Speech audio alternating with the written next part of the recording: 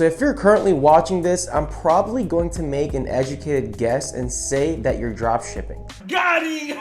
Well, if I am right, do me a favor and drop a like on this video, and also make sure you guys are subscribed if you guys aren't, with that post notification bell turned on so you guys are updated with all recent videos. What's going on, y'all? It's your boy Yash. Welcome back to the channel. I remember when I first entered the dropshipping space about 3.5 years ago, the most common question I had was, when do I know to stop dropshipping a product? When do I know that enough is enough, that I've spent enough money on a certain product and it's safe to say that it's time for me to actually move on? A big problem for especially beginners in the dropshipping space is that it's oftentimes confusing to really know when to stop dropshipping a product, when to stop putting your time, energy, and money into this specific product. And it's okay, because I've been there numerous times before, not knowing when to stop investing my time,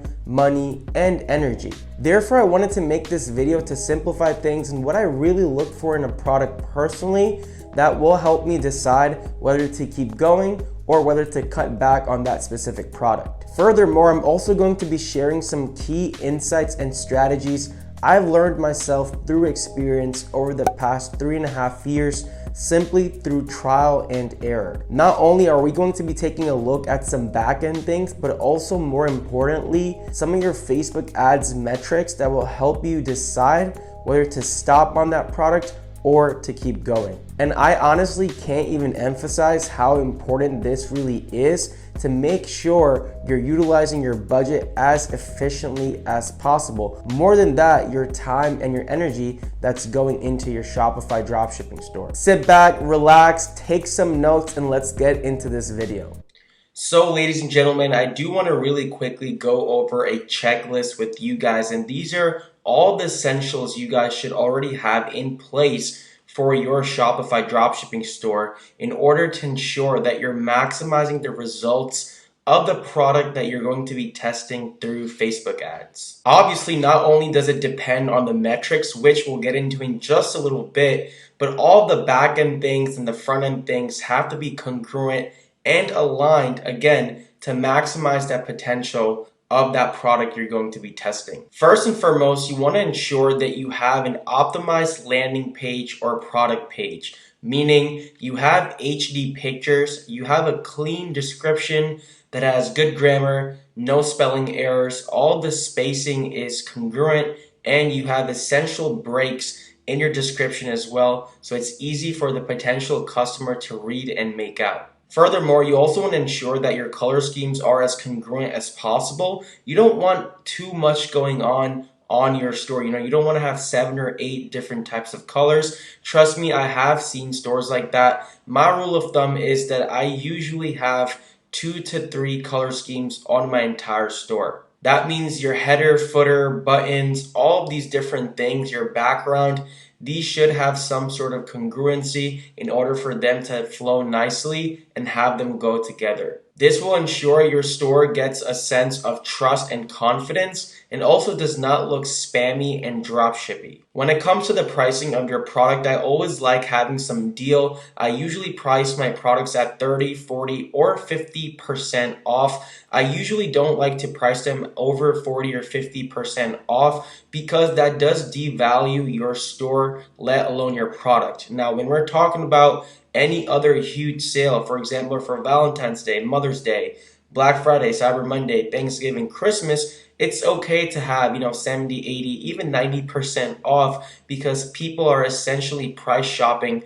when it comes to those bigger e-commerce days. Typically 30, 40, or 50% is just a sweet spot to have some sort of discounted price applied on your product. When it comes to my personal own product pages, I like to have my CTA or call to action button read order now, buy now, or buy it now. I usually do not have it say add to cart, or I do not have that dynamic checkout button where it says add to cart and buy it now. I prefer to only have one button, again, that says order now, buy now, or buy it now. It's usually a little bit less aggressive and more direct for that potential customer to go forward with their purchase on your store. And the last thing I will suggest is to have a clean, guided funnel. Don't have too many pop-ups, too many distractions. Don't have too many things going on. You want to ensure that you get your customer from your landing page to your checkout or thank you page in as many few steps as possible, meaning,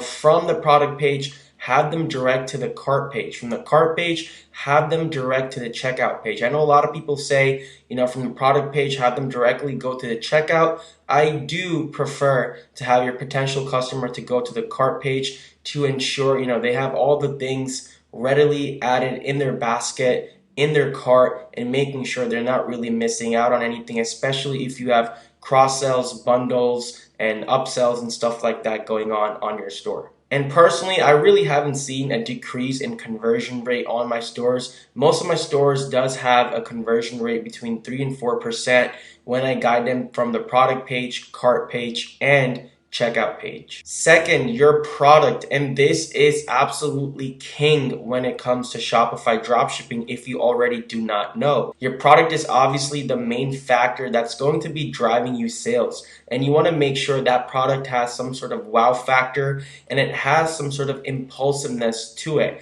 At the end of the day, you have to understand what kind of platforms Facebook and Instagram are if you are utilizing them for your advertising purposes. Facebook and Instagram are forms of interruptive marketing, meaning people are scrolling on the platform looking at pictures of their friends, family, neighbor, dog, etc., etc. No one really goes on Facebook and Instagram and says, hey, let me go on my newsfeed today and let me see what kind of product I come across so I can buy it. What?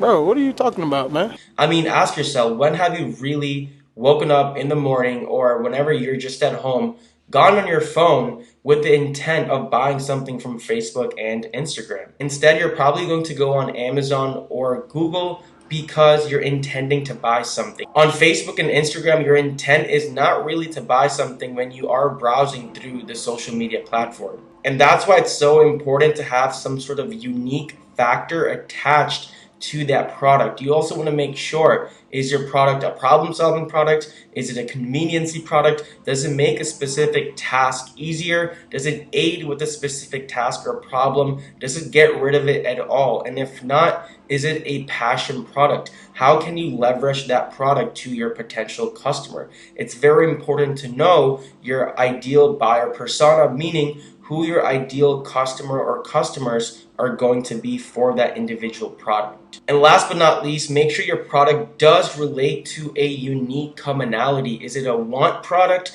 Is it a need product? Does it relate to a commonality such as pain, passion, desire, physical appearance? What kind of commonality does it really relate to? And you want to make sure it does relate to a few of these commonalities to ensure there's a broad and vast enough market for that product of yours. And of course, your ad creative and copy on Facebook. This is what will get people, meaning your potential customer, into that pre-buying phase. This is what you, as a dropshipper, should count as your pre-selling phase. Right when someone sees that ad or that visual on Facebook when they are scrolling. You have to make sure this is a scroll stopper, and that goes back to having some sort of wow factor tied to that product itself, and then also your actual creative or video or visual that you're using having some sort of scroll stopper enabled into it. Some guidelines and benchmarks I set for my videos and any other creatives to ensure I'm getting the most quality clicks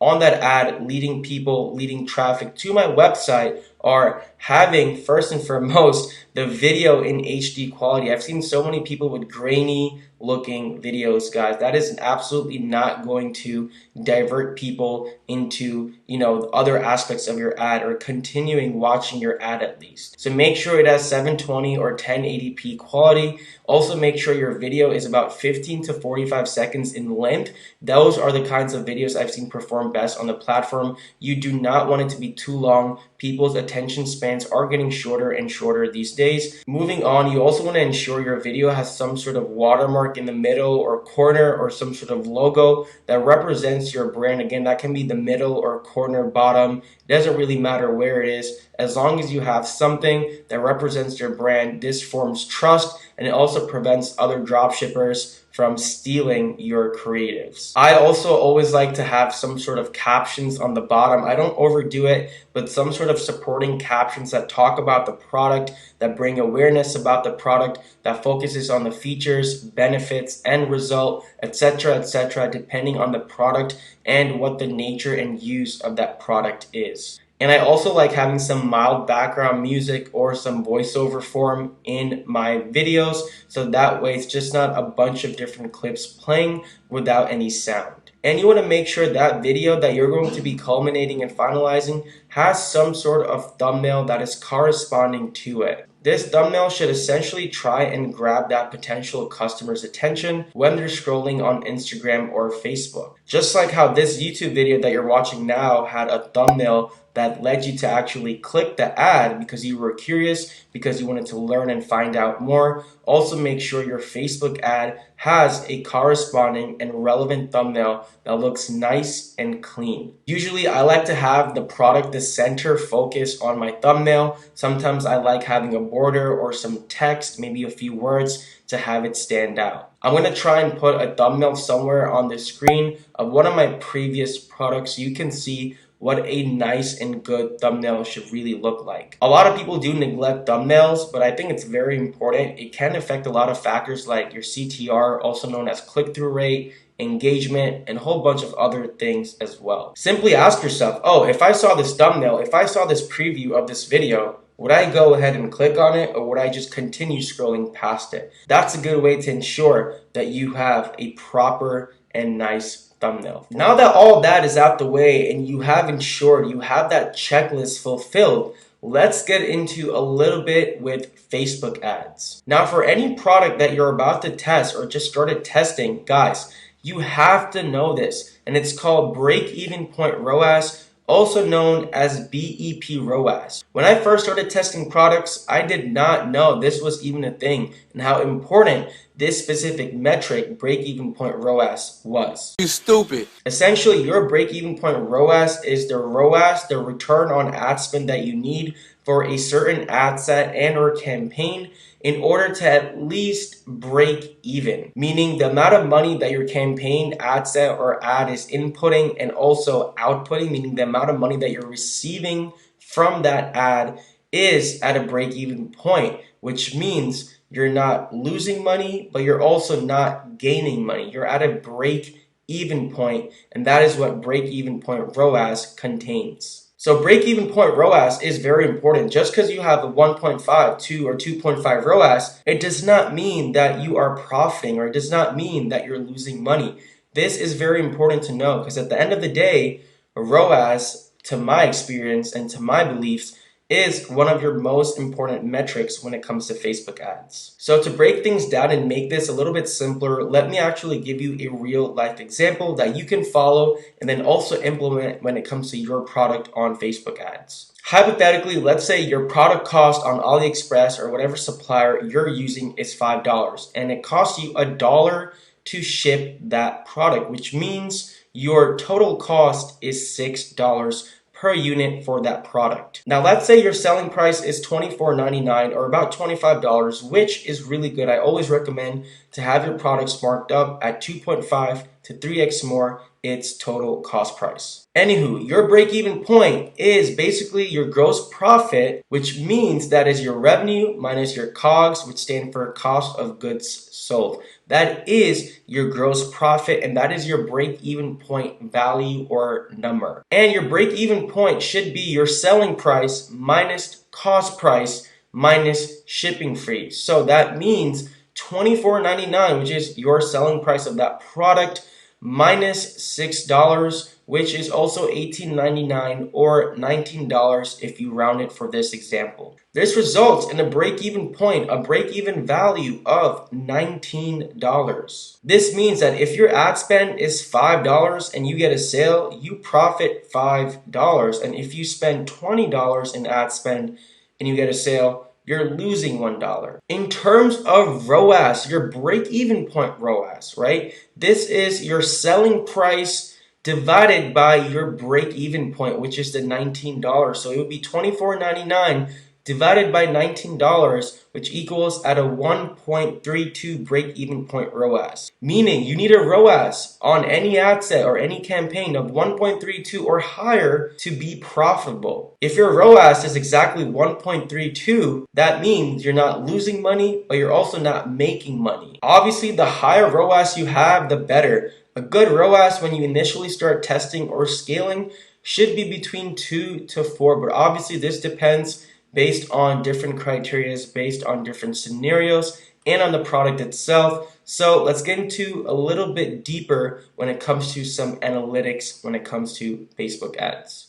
Very simple, how to execute. So my rule of thumb personally is that if you're spending $100 a day or more, wait 2 days after you launch your ads, meaning do not touch anything. Let your ads learn. Let your ads optimize. This is the whole purpose of cold testing, right? Facebook is trying to hone down on your specific audience, on that specific customer, on those specific groups of people. So let it ride out, let it optimize, let it run for those 2 days. Now, if you're spending less than $100 a day, you want to make sure you at least give it 3 days or 72 hours before you touch any of your ad sets at all. So again, let it optimize, let it learn, let it find your potential customer. A lot of people rush into this. A lot of people don't have the patience, but you need the patience, guys. Trust me. So again, 2 days if it's $100 a day or more, 3 days or 72 hours if it's less than $100. Your goal during this initial stage is to really see which ad sets, interests, and ads, meaning creatives, are getting sales and good metrics. You want to essentially trim all the fat off the ad account right after these first initial few days. Cut the bad ones off. Turn the bad ad sets off.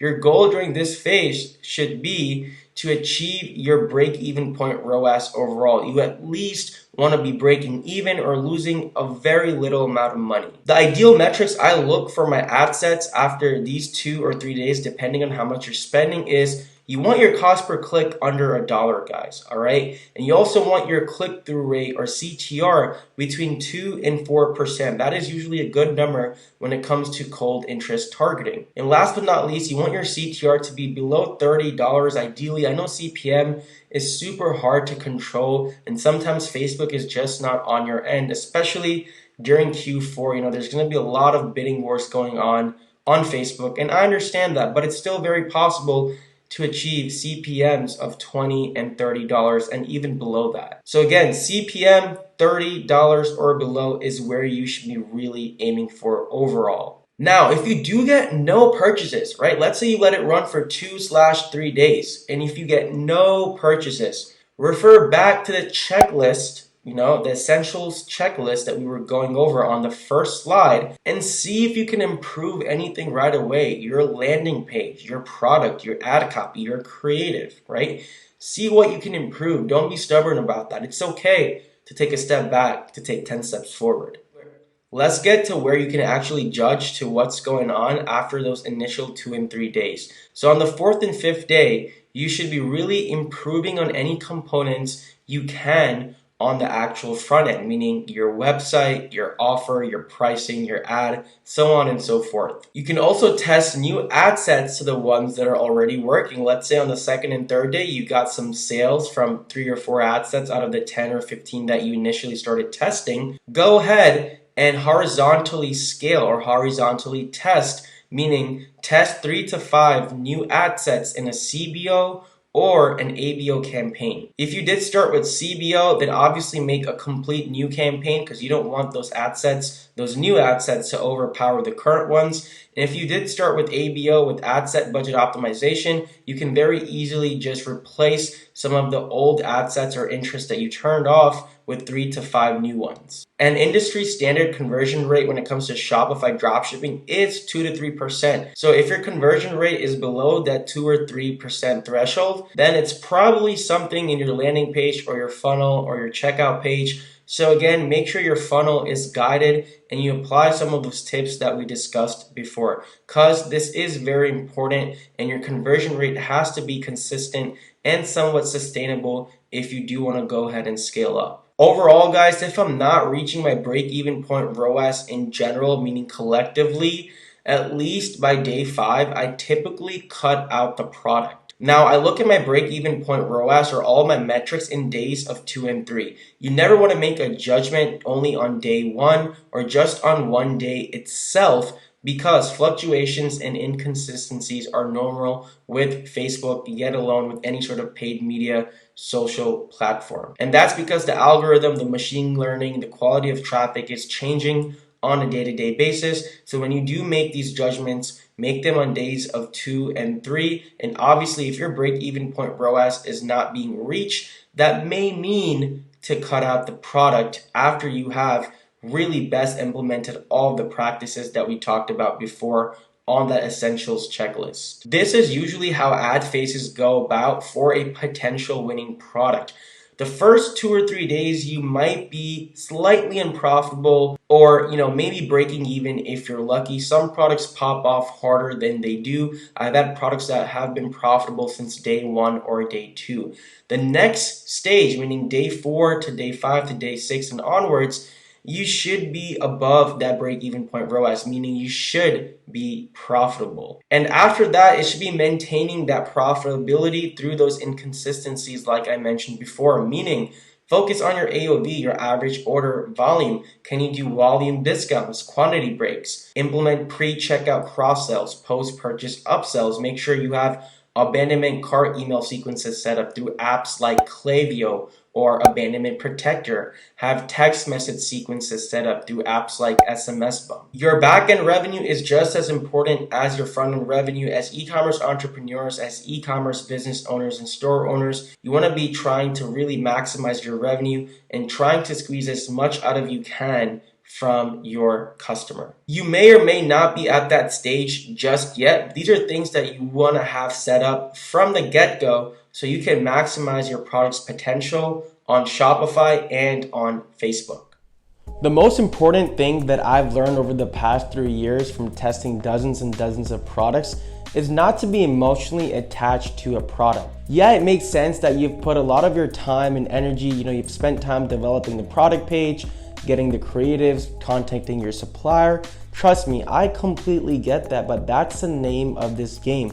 You try your best, you test out a product, and within a week, you should essentially know if it's really worth to move forward or not. I know a lot of people say, oh, you can dump money in, you can make a product profitable, but I don't really agree with that, especially if you're dealing with a lower budget. A winning product should tell within a week. Obviously, some products pop off harder than others, like I said before. Sometimes you're profitable right from day 1. Sometimes it takes 2 or 3 days even, but within a week after cutting back the fat from your ad account, after making all the implementations as best as your abilities, and if the product still does not show to have potential, then guys, take a step back. It's okay. Do some product research and validation, learn from that experience, compound that, and move on to your next product or products. There's no right or wrong dollar amount. However, I typically do not spend more than $200 to $600 or $700 on a single product. I hope this was helpful. I hope you take this with you guys and actually implement it and apply it to your Shopify dropshipping stores. As always, if you do have any questions, thoughts, or concerns, feel free to drop them in the comments below because I do reply to each and every single one of you guys. And with that being said, I'll see you guys in the next one. Peace.